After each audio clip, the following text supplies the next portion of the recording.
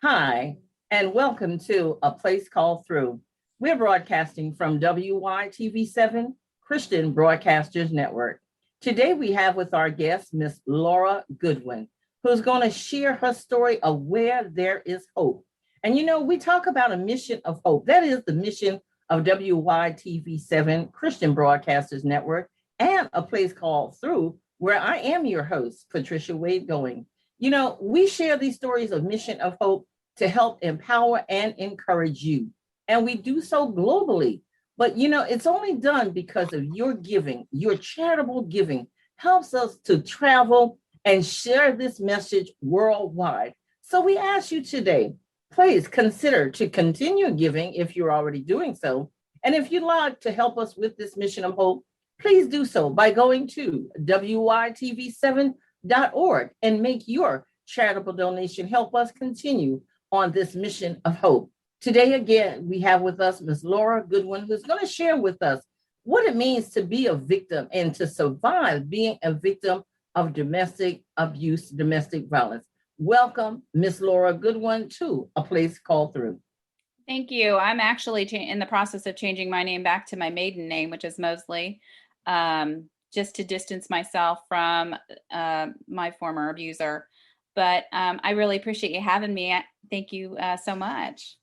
Well, we appreciate you taking the time out of your schedule. And we understand that, being a victim and overcoming this, not everybody is blessed to really overcome this. And so, as you stated, you're in that process of changing your name back to your maiden name. And it's a process for healing. It's a time where things have to change in your life. And so you're one of those blessed people that are allowed to make these changes. But I want to share with everybody something that I found out that says, according to a study done by the Centers for Disease and Control, that nearly 3 in every 10 women, which equals about 32 million women and 10 men in the United States, have experienced domestic violence, be it in the form of rape, physical violence, stalking by an intimate partner, rather. And it's been reported at least measured impacts. And that could be, just the violence effect. The effects of domestic violence are also physically, but there are also mental effects that have been noticed by this. And as you said, part of the effect on you now is changing back to who you were in name. So talk to us about, when did this start for you as being a victim? Well, we found out I met my former husband and abuser when I was 18 and he was 20. We got married at 19 and 21. What sped up that process is we found out we were going to have a baby. So we went ahead and got married. And honestly, things were okay. I mean, we were young and broke and in love, and we struggled. It honestly didn't start happening until we had to move in with his mom. And our baby was then 18 months old. He started getting physical, and that devastated me. I said something he didn't like, and it escalated from there. And up to that point, I mean, young married couples argue. You're young and stupid. You have things that you say and you don't really mean. So nothing really sat in my mind up until that point. He shoved me up against a wall because I said something I shouldn't have, or so he thought, and bruised my breast. And I was just completely devastated. And it seems like it escalated from there. I mean, the gaps were wider at that point between episodes. Usually it was yelling or belittling, but then, it was somewhat physical, but always never in front of our child or never in front of his mother. So it was just between him and me. And then he made me start feeling like I was crazy, because I knew that was not acceptable. My mother and father never acted like that. I never saw that in my home. I mean, they'd have disagreements, but that never was acceptable. So I didn't know what to do at that point. We ended up being married a total of 26 years before the divorce. Prior to meeting him in high school, I was raped, but I kind of pushed that away, kind of hid that in my subconscious. So I always wondered if maybe my low self-esteem from that caused I don't know if it caused him to pick me or me to accept him. Not really sure, but as we went on, you know, I mean, living life, I went to school, I got a degree, I got a job, made sure my child was taken care of, my husband was taken care of. You know, as we went on, found out I was pregnant with my second child. And as as life is occurring, things amp up for a while and then they de-escalate for a while, which is part of the cycle of violence. Didn't know that until recently, but we always, you know, he always had this way of trying to make up, oh, he's so sorry. And as a person that was in love with her husband, you want to believe that that's really true. He's going to change. He's oh so sorry. But it just kept occurring. But isn't that also part of what it is, you know, the in domestic violence, so, you know, sadly, is that what happens, you know, to that person that's being abused, you know, the person that's doing this to you puts you to a place where you know, your self-esteem has been beaten down, to that point that, you know, and I've heard, you know, that they tell you, nobody wants you, you know, you're never going to be able to do anything if you leave me. And I think that's part of the fear factor that a lot of people have about, you know, actually walking away from these situations because of the mental abuse, not just physically, but being physically abused. There's also that part that is mentally, that's really devastating to you because now you've gotten into a situation, and for some, often even wondering, okay, where can I go? What can I do? How do I do this? Because you've become so dependent on that person. Um, let's back up if we can for a few minutes. You talked about you know, that you had been raped earlier. So, and you mentioned that maybe this might have contributed, I'm sure, to some of your emotional status at this point coming into this type of relationship. And then you moved in, you know, with a family person. So all that had to be horrific because this obviously was not the norm, you know, for you. So at the time that you were raped, did you reach out to anybody? Was this just something that you kept to yourself and continued into relationships with? Honestly, I was 16 years old. I didn't tell anybody. I never told my parents until after my current abuser and I were no more. Because I had all of this stuff built up. I had to tell my parents. No, it happened while I was in high school. The boy was older. He was a senior. I was a sophomore. So I didn't tell anybody. In fact, I didn't date a whole lot in high school just because he made it seem like I wanted what he did to me, which was not the case. I had initially said, no, I'm not ready. And he got mad and tried to drive me back home and then drove somewhere way the heck out there.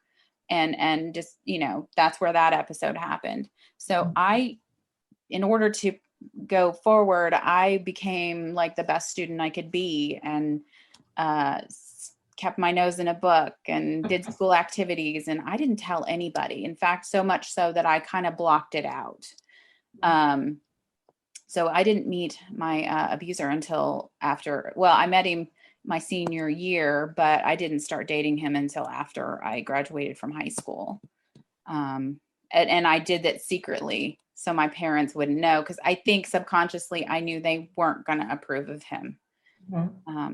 But that is also, you know, part of the pattern that happens, again, as we just talked about, how your self-esteem comes into play with this, because you're being abused and you hide it. You don't want anybody to know because when you're ashamed of it, you feel powerless in some situations.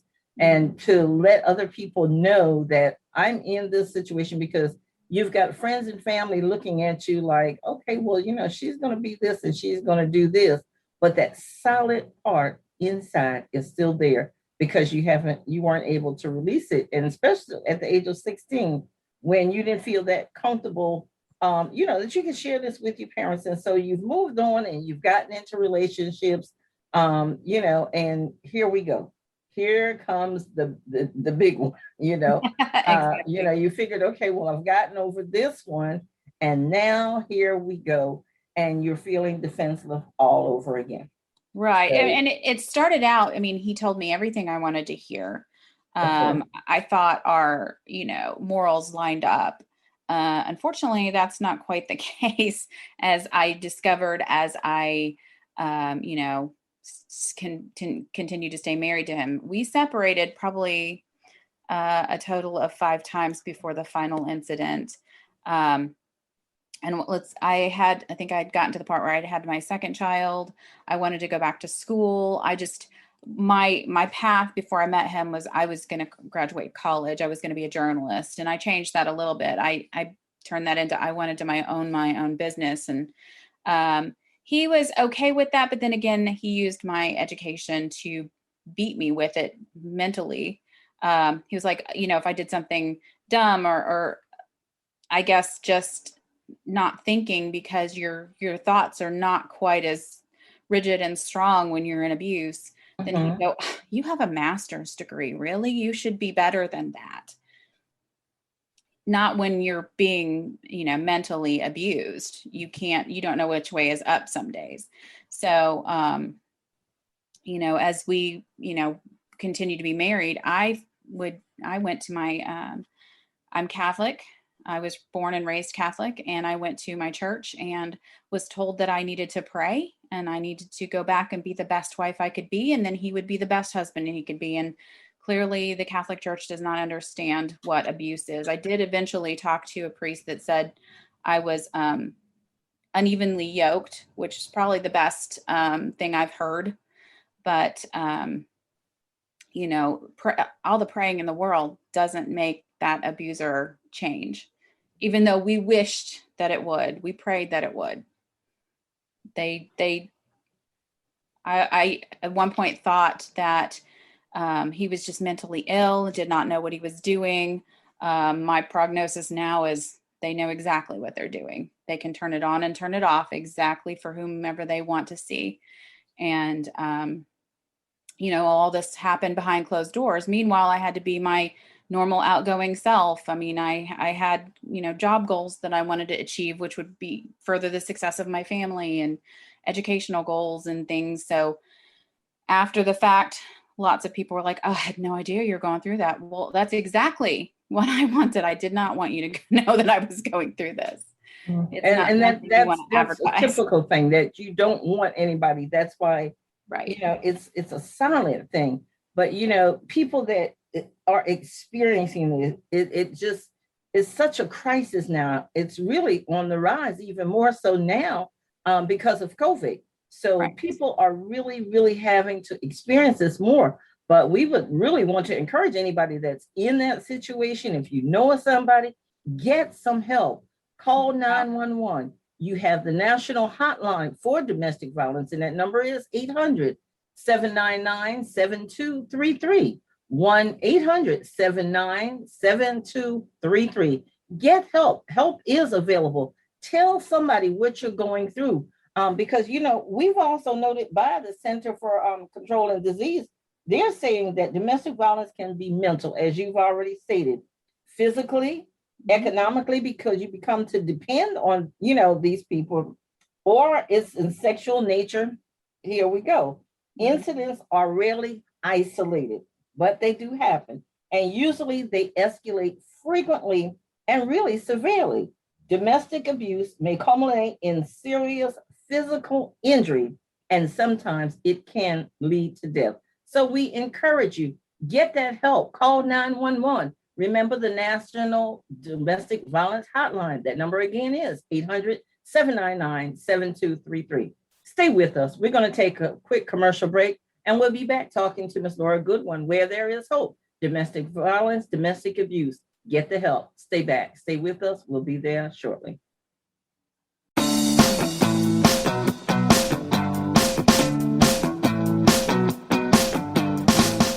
Mr. Happy Living here. I love good things made for good people.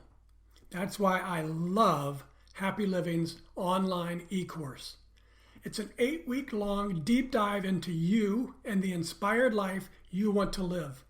The life you were put here on this earth to live. The one that you and only you can live. 8 weeks of lectures and ideas and topics and supporting materials and powerful self-improvement tools, all designed for you, all designed to help you create the tools and the power and the confidence you need to discover your purpose and to discover the life you were meant to live, and to feel incredibly inspired and motivated to decide you will live your life to its fullest.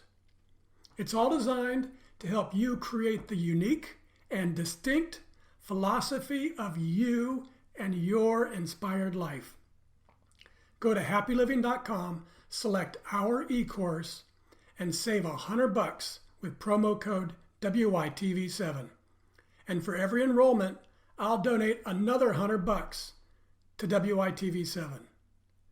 For $300 and about 30 hours, I promise you'll never, ever be the same again.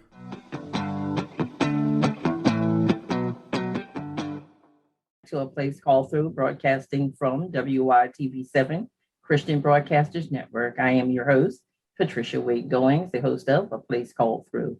We're talking today with Miss Laura Goodwin, who's sharing her story, Where There Is Hope, Surviving Domestic Violence, Being Abused, been in a relationship, remarried, has wonderful children now, but as a survivor, she still remembers those days.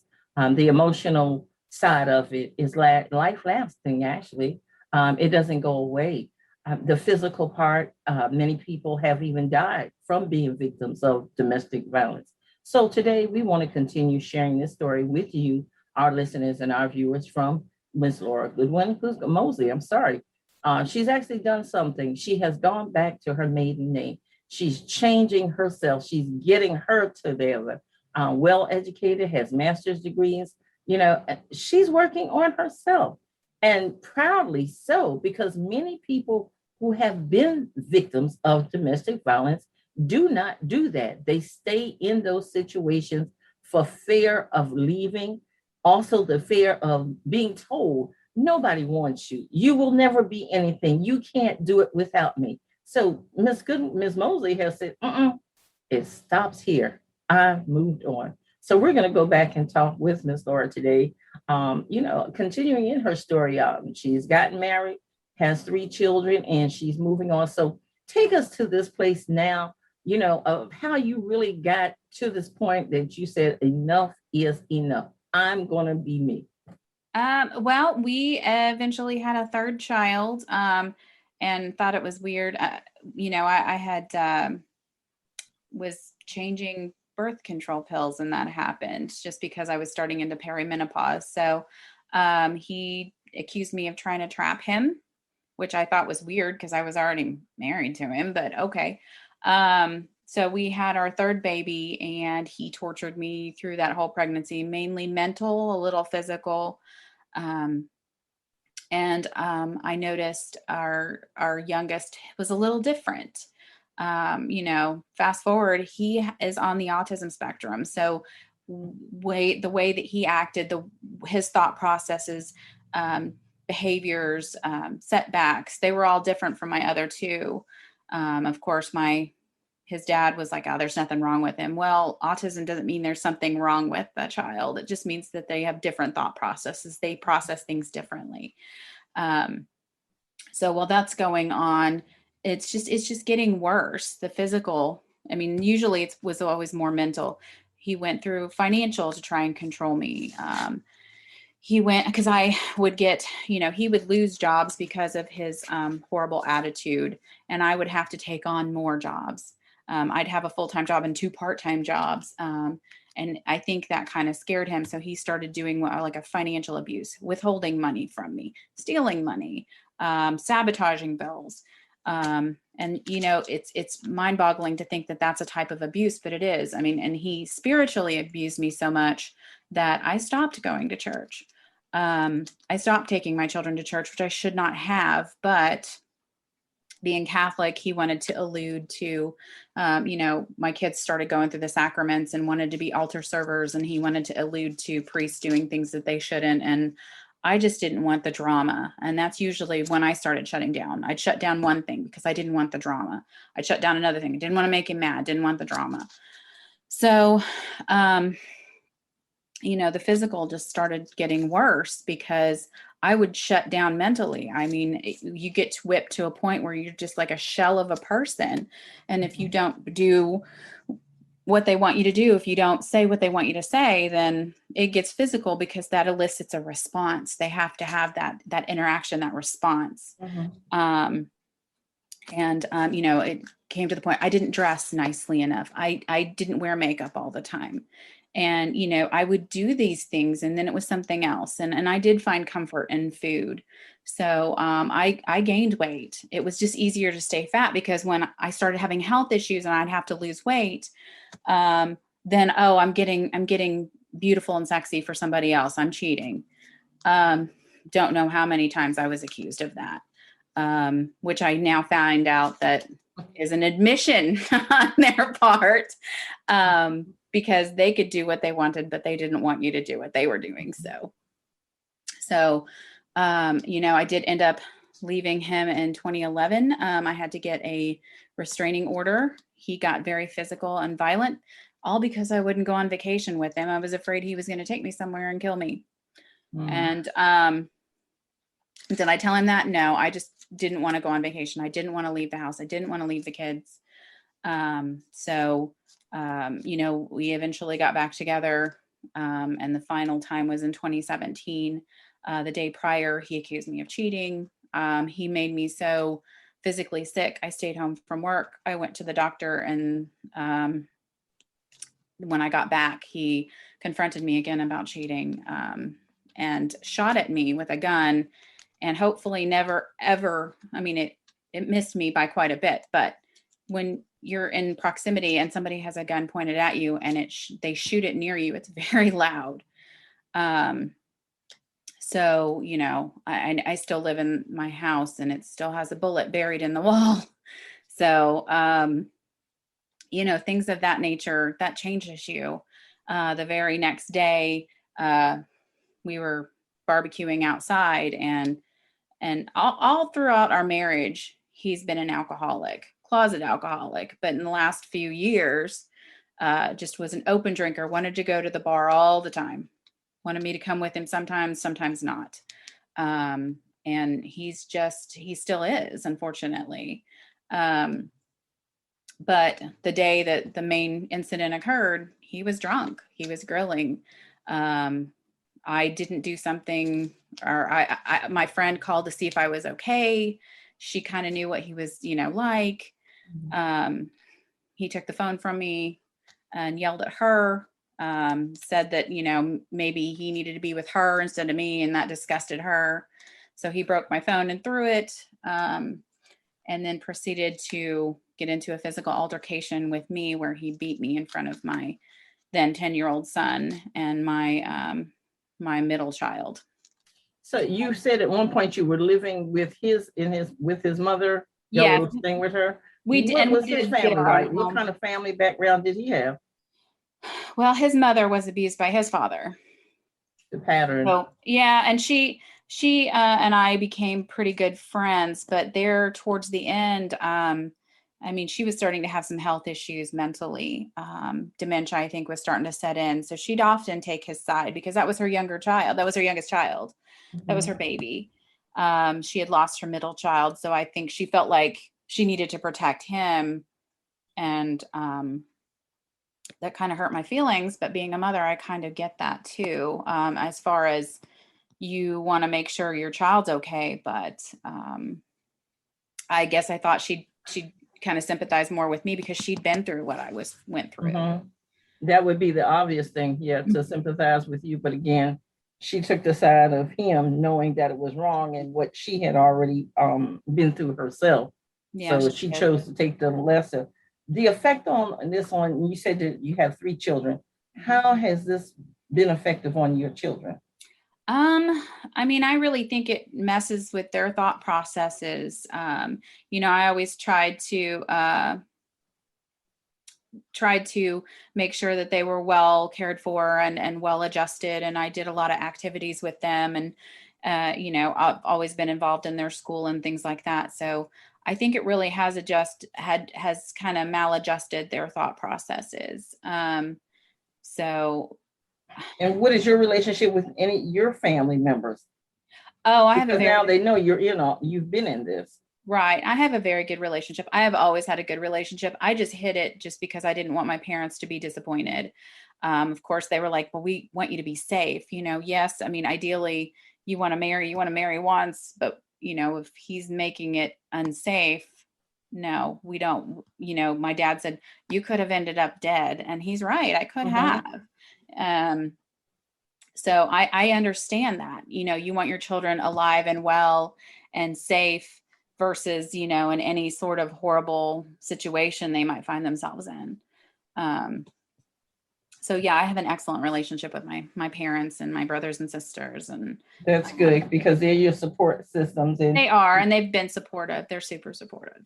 and it's been reported that it's really important to know that the effects of domestic violence can be overwhelming, as you already stated. To go through this, it is common for someone in an abusive relationship to not even recall the aspects of their personality before being abused, especially if they have been exposed to violence for extended period of times. It's also noted that recovery from the exposure to domestic violence is possible. And although it requires addressing the painful realities, it also entails discovering new inner strengths, a process that needs time, space, and safely to begin. Domestic violence affects one's thoughts, your feelings, and behaviors, and can significantly impact one's mental stability, increased anxiety, post-traumatic stress disorder, depression symptoms, which are commonly observed among survivors of domestic violence. And we want to encourage anybody that is going through this situation, again, to reach out for help. Call someone, call a family member, call 911, and remember, the National Domestic Violence Hotline is available to you 24 hours at 800-799-7233. Stay safe. Ms. Mosley, we're running out of time, so I want you to give some words of encouragement to somebody that may be going through this from your situation. How would you encourage somebody that sadly may be still in it and may not want to leave or afraid to leave? Mm-hmm. A lot of victims don't have a support network because the abuser isolates them so much.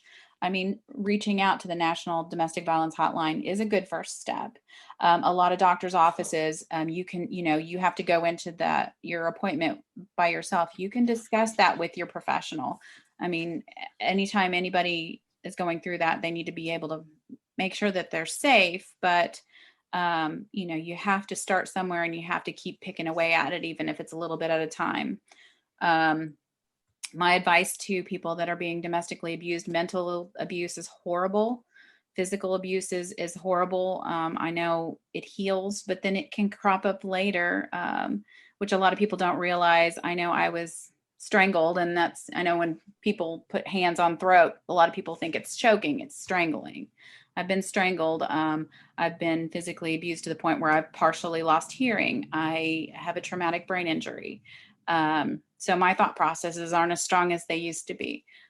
So anytime that you have anything physical happen, definitely get that checked out. I have ribs that have been broken that have never healed properly, and I can tell you when it's going to rain.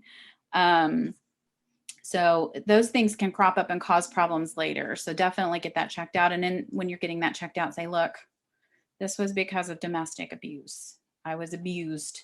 And don't let your significant other in there with you, and don't let them convince you otherwise. You have to let people know in your own way. But those are the two best things that a victim can do to kind of get that started. And don't let your abuser tell you that nobody will want you, nobody will help you. There's a lot of resources out there, and you have to want you over anybody else.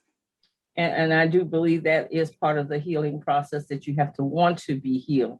You have to commit to yourself for your healing, but there is a higher power that you must also know to that Right. will help you get through it. And obviously, we're thankful that he has helped you through those processes of healing. And Yeah. you're still, because you have so many now physical challenges that you're dealing with, but you're still in that healing process. So we Yes. want to still commend you for, you're going through, but you're helping someone else get through. And that's our mission of hope here on A Place Called Through in WYTV7. It is a mission of hope to help someone else get through. So we just thank you for being our guest today at A Place Called Through. We wish you the best in all your endeavors, to you and your children and your family. And we just, again, our heart cries out to you for all that you have gone through. You truly have been in a place called through. But as I like to say, if you have not gone through, you won't be able to get through. So you have to go through in order to get through. But we, again, want to thank you for being our guest here on A Place Called Through. Do you have any information that you want to share with them? If someone wants to reach out to you, how can they connect to you for support or any help? And I want to also give that 800 number again, and it is 800-799-7233, Domestic Violence National Hotline, 911. Call a shelter, get the help. Again, if you have any information that you'd like to share, please share so at this time. I do some advocacy on my own just to help myself heal. I have an inspirational Facebook page. It's called the DV, as in domestic violence, the DV Walking Wounded.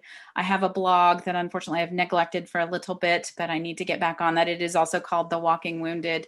And I'm trying to get into podcasting, trying to set that up. So I'm just trying to get that information out to people because they need to know and they need to have information to plan in order to help themselves be safe and get through it. Well, we thank you again for being our guest and keep us informed of where you are and what you're doing. Be glad to share it with our listeners and our viewers. Again, I've been your host, Patricia Wade Goings, from A Place Called Through, broadcasting live from WYTV7 Christian Broadcasters Network, where we share the story of Mission of Hope, where there is hope. And you've heard it from Miss Mosley, who is a survivor of domestic violence. So, like we said in the beginning, we can only do this with your charitable donation. So won't you consider giving a donation? Doesn't have to be $1 million, but we'll take it if you have it. $1, $2, $5, we take it. So to help us continue this globally, we ask that you do consider giving to us at WYTV7.org. Again, I am your host, Patricia Wade Goings, and if you'd like to be my guest, you may do so by reaching out to me in area code of 843-608-9744, by email at pgoingswp@gmail.com. And you can find me on Facebook, A Place Called Through, at Willpower, The Call to Rise Above. I am the author of Willpower, The Call to Rise Above. That book is available at Amazon and Barnes & Noble. So we look forward to your continued support. See you next time here on A Place Called Through. Faith and hope. Do you find yourself feeling anxious or sick and tired too often? Did you know that by living in a clean home or having a clean office, your energy improves as well as your mood? It's time to shake things up and make things happen. Call Faith and Hope Cleaning Services and let husband and wife team Kevin and Larissa give you the peaceful, relaxing home or office that invites and revitalizes your efforts with energy.